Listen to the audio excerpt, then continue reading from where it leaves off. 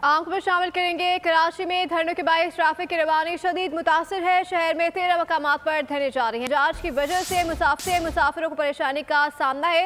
मजीद तफसीलात जानते हैं आसिम भट्टी, जो कि इस वक्त इम्प्रेस मार्केट सदर मौजूद है। जी आसिम, बताइएगा ट्रैफिक की क्या सूरत हाल है, शहरियों को किन मुश्किलात का सामना करना है तमाम तर सूरत हाल में?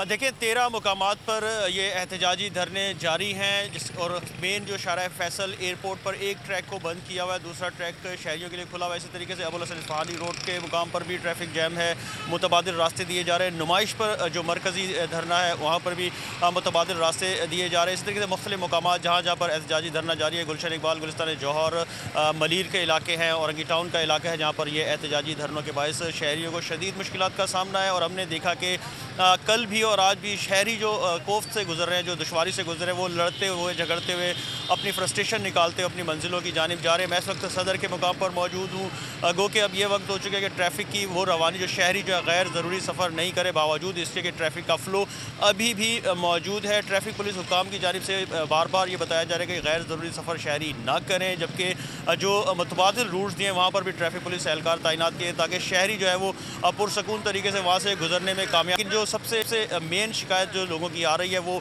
एयरपोर्ट का इलाका है, जहाँ पर जो शहरी एयरपोर्ट की जानिब जाते हैं तो उनको फिर आगे से एक ट्रैक बंद मिलता है। डिग रोड के मुकाम पर उस ट्रैक को बंद किया हुआ है और एक ही जो ट्रैक जो आने वाला ट्रैक है उसको जो है वो रवा रखे हुए हैं कि शहरी एयरपोर्ट पहुँच पाए और अपने मंजिलों की जानिब जाएँ। जी, नुमाइंदा बोल न्यूज़ आसिम आगा करे थे, आपका शुक्रिया। सब्सक्राइब करें और बेल दबाएं ताकि कोई खबर रह न जाए।